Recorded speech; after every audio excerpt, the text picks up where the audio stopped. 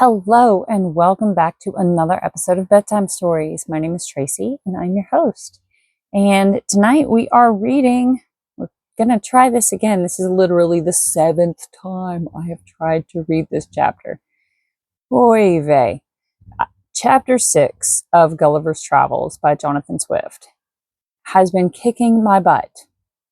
So while I lament my terrible, terrible situation and take my shoes off, I want you getting all tucked in and comfy cozy. I hope you've got your teeth brushed. I hope you've got your water next to the bed and you've gone pee in the potty. You're all ready to listen to this chapter number 6 of Gulliver's Travels. So we begin. Here's the spoiler alert at the beginning of the chapter, as Jonathan Swift is wont to do. Of the inhabitants of Lilliput, their learning, laws, and customs, the manner of educating their children, the author's way of living in that country, his vindication of a great lady. Hold 1 second. I need to get my water real quick within arm's reach. Criminy. Oofda. All right. I hope I didn't just ruin the illusion of whatever. I don't know. Pay me no mind. Sorry. Okay. Anyway. We begin. Although I intend to leave the description of this empire to a particular treatise, yet in the meantime I am content to gratify the curious reader with some general ideas. As the common size of the natives is somewhat under 6 inches high, so there is an exact proportion in all other animals, as well as plants and trees. For instance, the tallest horses and oxen are between 4 and 5 inches in height, the sheep 1.5 inches, more or less, their geese about the bigness of a sparrow, and so the several gradations downwards till you come to the smallest, which to my sight were almost invisible. But nature has adapted the eyes of the Lilliputians to all objects proper for their view. They see with great exactness, but at no great distance, and to show the sharpness of their sight towards objects that are near, I have been much pleased with observing a cook pulling a lark, which was not so large as a common fly, and a young girl threading an invisible needle with invisible silk. Their tallest trees are about 7 feet high. I mean some of those in the great royal park, the tops whereof I could but just reach with my fist clenched. The other vegetables are in the same proportion, but this I leave to the reader's imagination. I shall say but little at present of their learning, which for many ages has flourished in all its branches among them, but their manner of writing is very peculiar. Being neither from the left to the right, like the Europeans, nor from the right to the left, like the Arabians, nor from up to down, like the Chinese, but aslant, from one corner of the paper to the other, like ladies in England. They bury their dead with their heads directly downward, because they hold an opinion that in 11,000 moons they are all to rise again, in which period the earth, which they conceive to be flat, will turn upside down, and by this means they shall, at their resurrection, be found ready standing on their feet. The learned among them confess the absurdity of this doctrine, but the practice still continues in compliance to the vulgar. There are some laws and customs in this empire very peculiar, and if they were not so directly contrary to those of my own dear country, I should be tempted to say a little in their justification. It is only to be wished they were as well executed. The first I mention relates to informers. All crimes against the state are punished here with utmost severity. But if the person accused makes his innocence plainly to appear upon his trial, the accuser is immediately put to an ignominious death. And out of his goods or lands, the innocent person is quadruply recompensed for the loss of his time, for the danger he underwent, for the hardship of his imprisonment, and for all the charges he has been at in making his defense. Or, if that fund be deficient, it is largely supplied by the crown. The emperor also confers on him some public mark of his favor, and proclamation is made of his innocence through the whole city. They look upon fraud as a greater crime than theft, and therefore seldom fail to punish it with death. For they allege that care and vigilance, with a very common understanding, may preserve a man's goods from thieves, but honesty has no defense against superior cunning.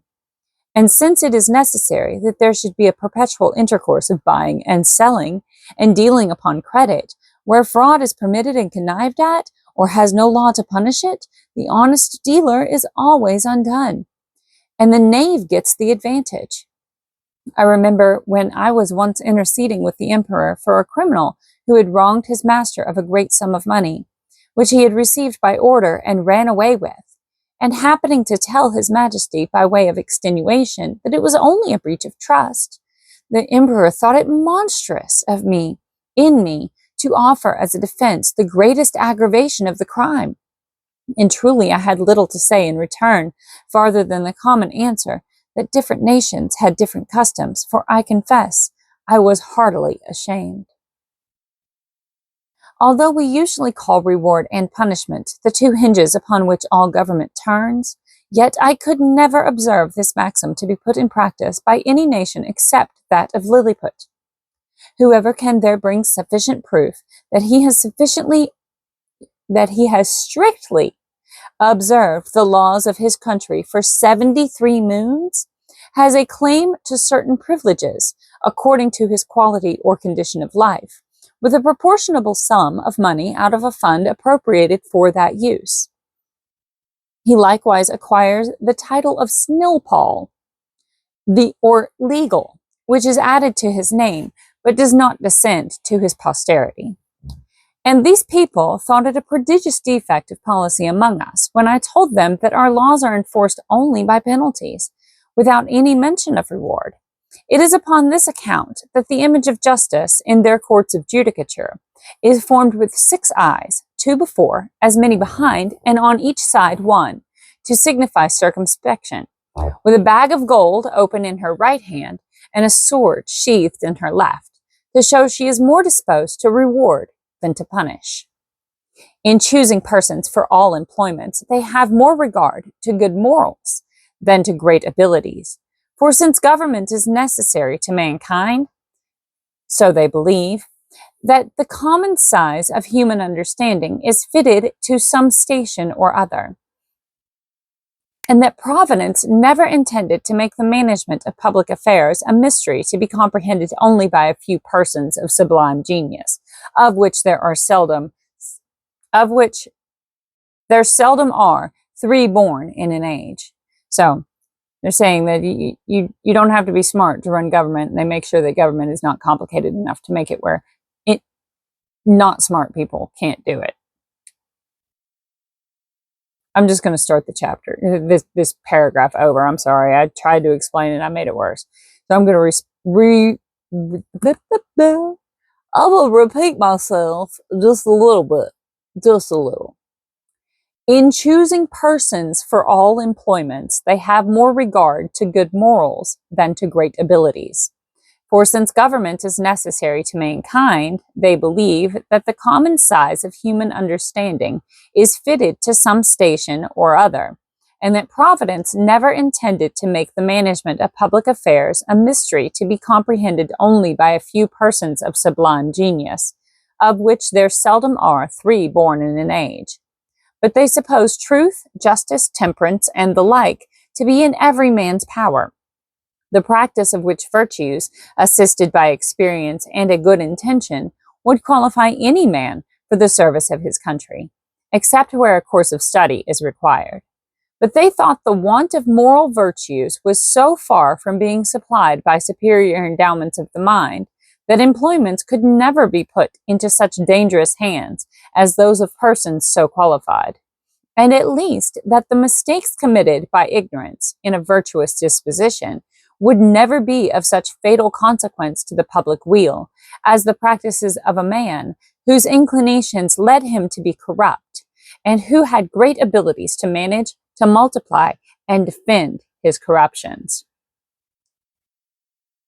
In like manner, the disbelief of a divine providence renders a man incapable of holding any public station, For since kings avow themselves to be the deputies of Providence, the Lilliputians think nothing can be more absurd than for a prince to employ such men as disown the authority under which he acts. Let me drink a little water.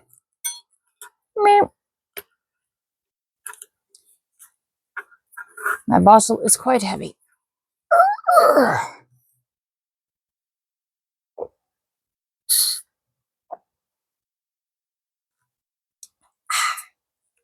Hydration is key. In relating these and the following laws, I would only be understood to mean the original institutions, and not the most scandalous corruptions into which the people are fallen by the degenerate nature of man.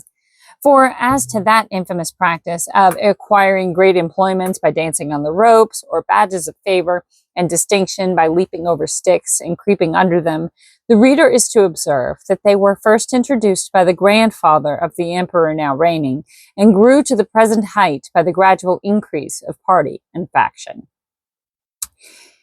Ingratitude is among them a capital crime, as we read it to have been in some other countries. For they reason thus, that whoever makes ill returns to his benefactor must needs be a common enemy to the rest of mankind, from whom he has received no obligation, and therefore such a man is not fit to live.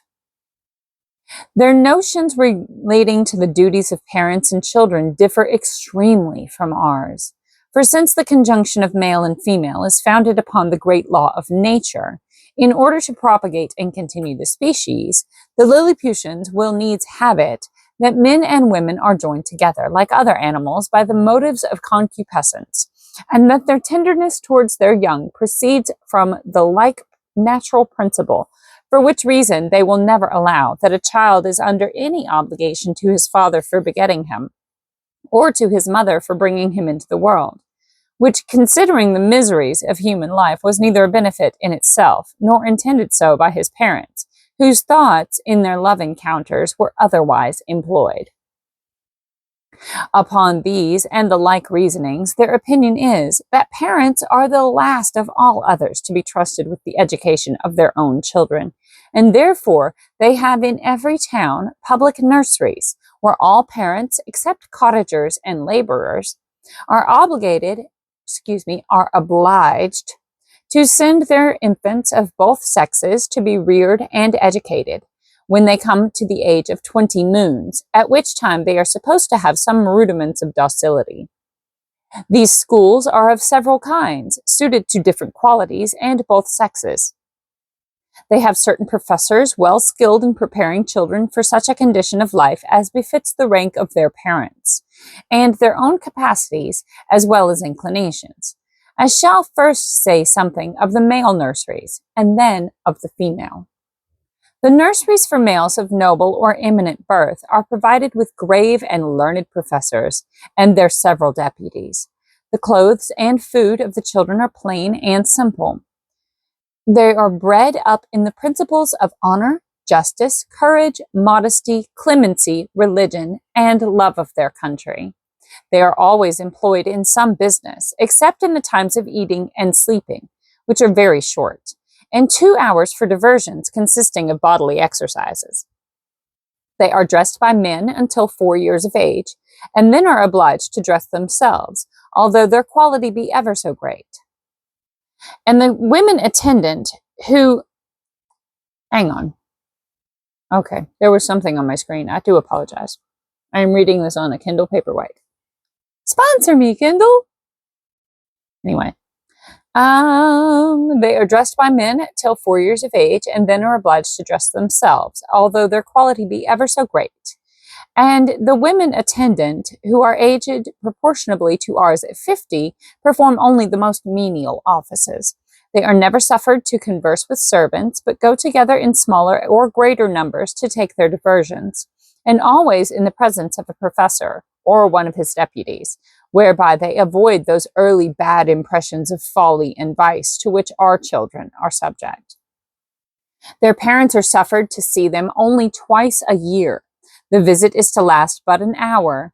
They are allowed to kiss the child at meeting and parting, but a professor who always stands by on those occasions will not suffer them to whisper, or use any fondling expressions, or bring any presents of toys, sweetmeats, and the like.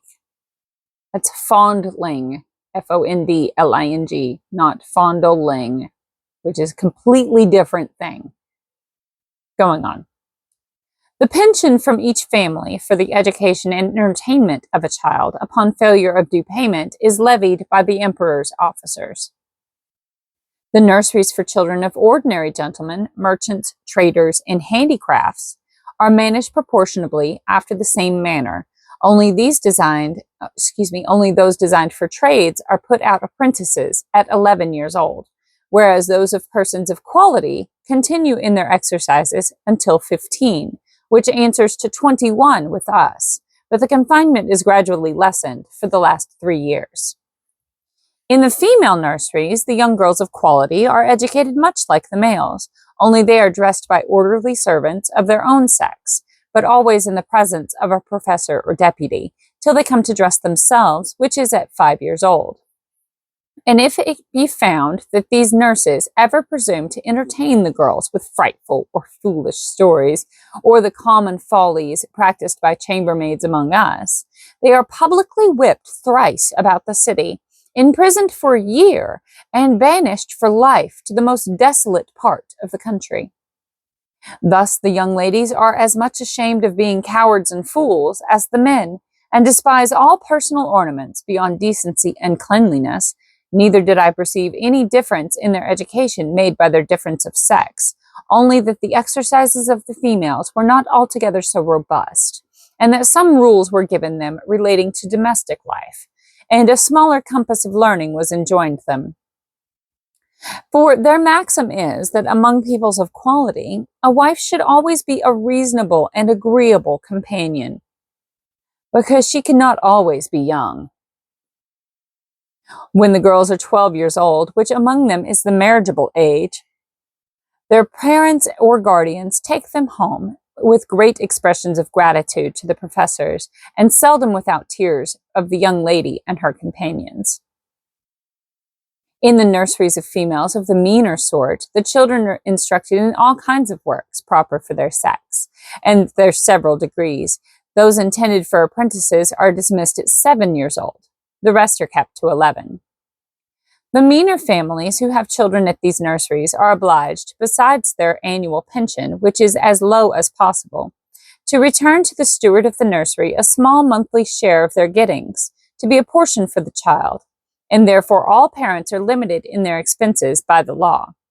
For the Lilliputians think nothing can be more unjust than for people, in subservience to their own appetites, to bring children into the world and leave the burden of supporting them on the public. As to the persons of quality, they give security to appropriate a certain sum for each child, suitable to their condition, and these funds are always managed with good husbandry and the most exact justice. The cottagers and laborers keep their children at home, their business being only to till and cultivate the earth, and therefore their education is of little consequence to the public. But the old and diseased among them are supported by hospitals, for begging is a trade unknown in this empire. And here it may perhaps divert the curious reader to give some account of my domestics, and my manner of living in this country, during a residence of 9 months and 13 days. Having a head mechanically turned, and being likewise forced by necessity, I had made for myself a table and chair convenient enough, out of the largest trees in the royal park. 200 seamstresses were employed to make me shirts, and linen for my bed and table, all of the strongest and coarsest kind they could get, which, however, they were forced to quilt together in several folds, for the thickest was some degrees finer than lawn. Their linen is usually 3 inches wide, and 3 feet make a piece. The seamstresses took my measure as I lay on the ground, one standing at my neck and another at my mid-leg, with a strong cord. With a strong cord extended, that each held by the end, while a third measured the length of the cord with a rule of 1 inch long. Then they measured my right thumb, and desired no more. For by mathematical computation, that twice round the thumb is once round the wrist, and so on to the neck and the waist, and by the help of my old shirt, which I displayed on the ground before them for a pattern, they fitted me exactly. 300 tailors were employed in the same manner to make me clothes, but they had another contrivance for taking my measure. I kneeled down, and they raised a ladder from the ground to my neck. Upon this ladder one of them mounted, and let fall a plumb line from my collar to the floor, which just answered the length of my coat, but my waist and arms I measured myself. When my clothes were finished, which was done in my house, for the largest of theirs would not have been able to hold them, they looked like the patchwork made by the ladies in England, only that mine was all of a color, which means all one color. I had 300 cooks to dress my victuals, in little convenient huts built about my house, where they and their families lived, and prepared me 2 dishes apiece. I took up 20 waiters in my hand and placed them on a table. A hundred more attended below on the ground, some with dishes of meat, and some with barrels of wine and other liquors slung on their shoulders, all which the waiters above drew up, as I wanted, in a very ingenious manner, by certain cords, as we draw the bucket up a well in Europe. A dish of their meat was a good mouthful, and a barrel of their liquor a reasonable draught. Their mutton yields to ours, but their beef is excellent. I have had a sirloin so large that I have been forced to make 3 bites of it, but this is rare. My servants were astonished to see me eat it, bones and all, as in our country we do the leg of a lark. Their geese and turkeys I usually ate in a mouthful, and I confess they far exceed ours. Of their smaller fowl I could take up 20 or 30 at the end of my knife. One day His Imperial Majesty, being informed of my way of living, desired that himself and his royal consort, with the young princes of the blood of both sexes, might have the happiness, as he was pleased to call it, of dining with me. They came accordingly, and I placed them in chairs of state upon my table, just over against me, with their guards about them. Philnap, the High Lord Treasurer, attended there likewise with his white staff, and I observed he often looked on me with a sour countenance, which I would not seem to regard, but ate more than usual, in honor to my dear country, as well as to fill the court with admiration. I have some private reasons to believe that this visit from His Majesty gave Philnap an opportunity of doing me ill offices to his master. He's going to spread rumors and talk crap, in other words. That minister had always been my secret enemy, though he outwardly caressed me more than was usual to the moroseness of his nature.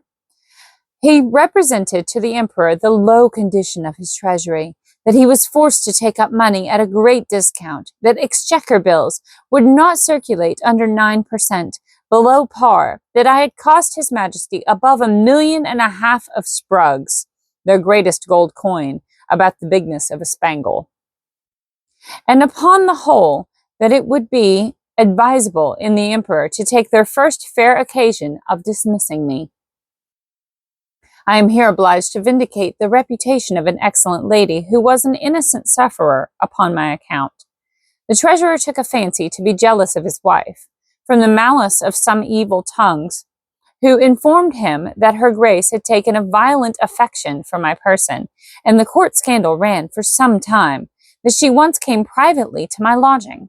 This I solemnly declare to be a most infamous falsehood, without any grounds, further than that her grace was pleased to treat me with all innocent marks of freedom and friendship. I own she came often to my house, but always publicly, nor ever without 3 more in the coach, who were usually her sister and young daughter, and some particular acquaintance, but this was common to many other ladies of the court. And I still appeal to my servants round, whether they at any time saw a coach at my door without knowing what persons were in it. On those occasions when a servant had given me notice, my custom was to go immediately to the door, and after paying my respects, to take up the coach and 2 horses very carefully in my hands, for if there were 6 horses, the postilion always unharnessed 4, and place them on a table, where I had fixed a movable rim quite round of 5 inches high to prevent accidents. And I have often had 4 coaches and horses at once on my table, full of company, while I sat in my chair, leaning my face towards them. And when I was engaged with one set, the coachman would gently drive the others round my table. I have passed many an afternoon very agreeably in these conversations.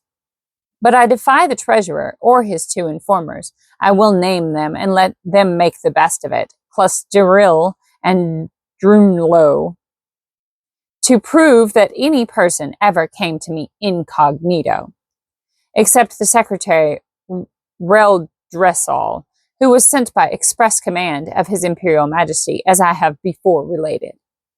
I should not have dwelt so long upon this particular, if it had not been a point that wherein the reputation of a great lady is so nearly concerned, to say nothing of my own, though I then had the honor to be a Nardac, which the treasurer himself is not, for all the world knows that he is only a glum, a title inferior by 1 degree, as that of a marquis is to a duke in England.